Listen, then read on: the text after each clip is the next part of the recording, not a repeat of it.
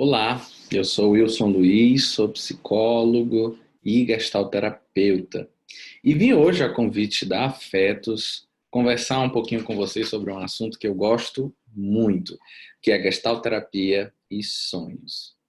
É possível que você que esteja aí me vendo e ouvindo tenha na sua história algum sonho que marcou muito, ou um sonho que foi por muitas vezes recorrente, um sonho que aconteceu algo que você não esperava, ou que você estava num lugar onde você não conhecia, e por aí vai. Ingressar por esse universo dos sonhos é sempre um lugar de muita magia, né? Mas ao mesmo tempo entender que isso pode apontar caminhos interessantes para a gente é também uma possibilidade muito interessante. Quando se fala de sonho, é importante lembrar que isso aparece na nossa experiência não como uma invasão, como uma intrusão, como uma sujeira das coisas que eu vivi no dia que se forma ali. Não é bem assim. Segundo a gestalterapia, né, a nossa abordagem, nós compreendemos o sonho como partes alienadas das nossas experiências que se manifestam ali naquele momento. O que seria isso? A gente vai vivendo uma série de coisas e grande parte dessas coisas podem ser simbolizadas, compreendidas, elas vão para a nossa memória. Porém, algumas delas, principalmente as que nos causam mais dor, caso a gente tenha uma consciência plena daquilo, às vezes elas entram no nosso corpo, ficam na nossa experiência, mas elas precisam ser melhor digeridas. A gente precisa olhar mais para essas partes. Porém, às vezes a gente não está tão preparado para isso.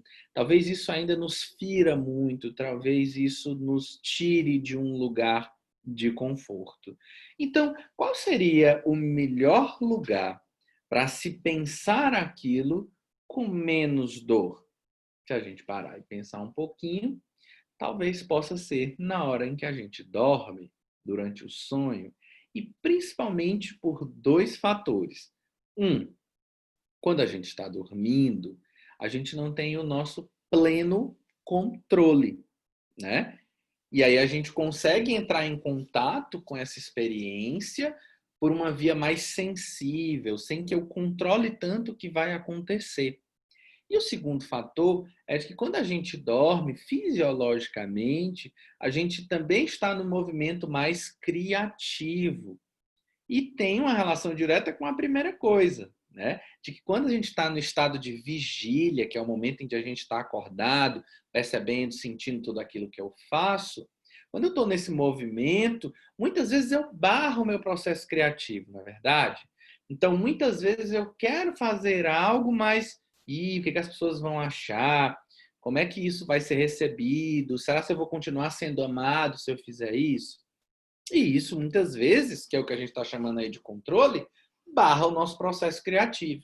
Então, em que momento eu teria menos controle e mais criatividade? Enquanto durmo. Nada à toa, os sonhos, eles têm características bem ampliadas, né?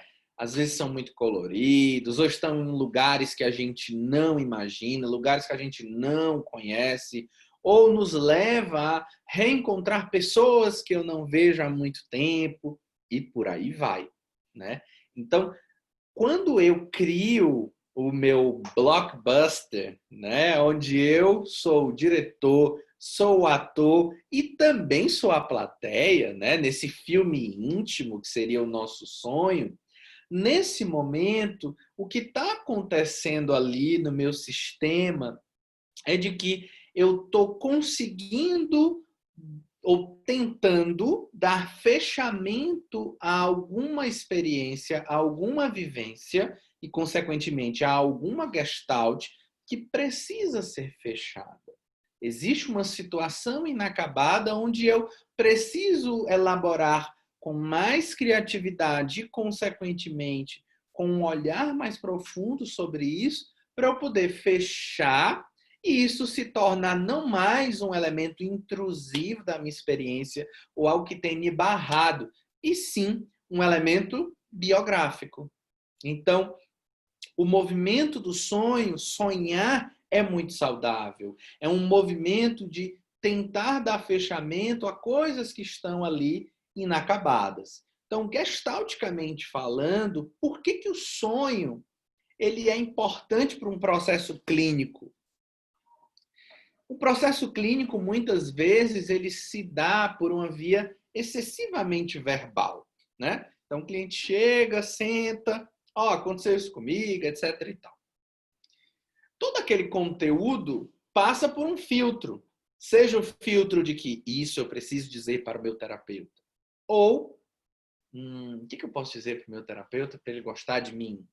Ou, o que eu posso falar aqui para ele cuidar melhor de mim? Sempre vai haver ali uma motivação, uma mobilização, que também é filtro dessa experiência. Porém, em gestalterapia, a gente fala muito sobre a necessidade de olhar para a experiência, entender o cliente enquanto uma experiência. Então, muito mais nos interessa o modo como esse cliente conta isso do que necessariamente o conteúdo. O conteúdo também nos interessa. Mas enquanto o cliente manifesta aquele conteúdo, ele também fala dele. É uma linguagem que não se trata de um elemento oculto, mas algo que não está dito, declarado. Então, provocar o cliente a olhar para a experiência dele se manifestando é poder gerar essa consciência total. E onde é que o sonho entra nisso, Wilson? O sonho entra também como esse elemento, como já havia dito, que aparece como uma coisa ali durante a noite que me ocorreu, no momento em que eu não tinha controle e com muita criatividade. Então, se o cliente chega mobilizado por esse conteúdo, gestalticamente falando, a gente olha para aquilo enquanto experiência, né? Diferente de outras abordagens e teorias sobre sonhos, o nosso lugar enquanto escutamos um cliente falando de seu sonho não é o de buscar significado para os elementos do sonho, mas de apontar sentidos existenciais junto com o cliente a partir do que ele está manifestando. Como é isso, Wilson? Quando o cliente conta um pouco do seu sonho, o trabalho ele vai girar em torno de um movimento experiencial. A gente vai se atentar não só para o conteúdo, mas colocar o cliente para conversar com essas partes. Que partes desse sonho ficaram alienadas enquanto ele contava? Que partes foram difíceis de significar? Entendi, Wilson. Então, a gente vai precisar fazer com que o cliente olhe para o que ele não enxergou? Em alguma medida, sim. Porém, tudo isso a partir do que o cliente vai manifestando. Isso tem tudo a ver com o método gestáltico, onde eu não vou promover um sentido pelo sentido, porque aí eu, terapeuta, estou atravessando uma fronteira que não me cabe. Porém, a gente vai precisar enxergar aquilo que se manifesta na fronteira, entendendo a gestalterapia como uma abordagem que se manifesta e se compõe na fronteira, ou seja, nesse entre, né, uma história que é composta entre eu e o cliente. Esse é um grande diferencial da abordagem gestáltica, né? Não é uma terapia que está centrada no cliente, nem centrada no terapeuta, mas centrada no entre, centrada no centro. Então, a gente passa a assistir como esse cliente fala desse sonho, passa a provocá-lo a conversar com essas partes. E se você fosse essa parte, como seria assistir o sonho por essa perspectiva? E a partir disso nós vamos revelando sentidos e novas compreensões para pensar novos direcionamentos do processo do cliente. Pode ser que muitas vezes um sonho modifique os horizontes de um processo terapêutico, ou que ele permaneça dando muitos sentidos. Ué, Wilson, mas isso é coisa do sonho? Não necessariamente do sonho. mas por tratar-se de um material que foi composto por você, cliente, no momento onde você não tinha muito controle e tinha uma plena liberdade criativa, olhando para algo que não pôde ser processado, simbolizado e fechado enquanto você estava no estado de vigília. E o nosso corpo, que tende a uma autorregulação, tende a um fechamento, conseguiu promover isso para você. Nada à toa, você lembra do sonho, né? Porque sonhar é um movimento fisiológico que nós fazemos todos os dias e muitas vezes numa mesma noite. Porém, lembrar do sonho talvez seja um elemento importante para a gente se atentar. Se eu lembrei desse sonho, muito possivelmente esse sonho tenha algo a me dizer. Claro, não se trata que seja necessariamente algo como um oráculo, como algo que vai me dizer o que eu tenho que fazer.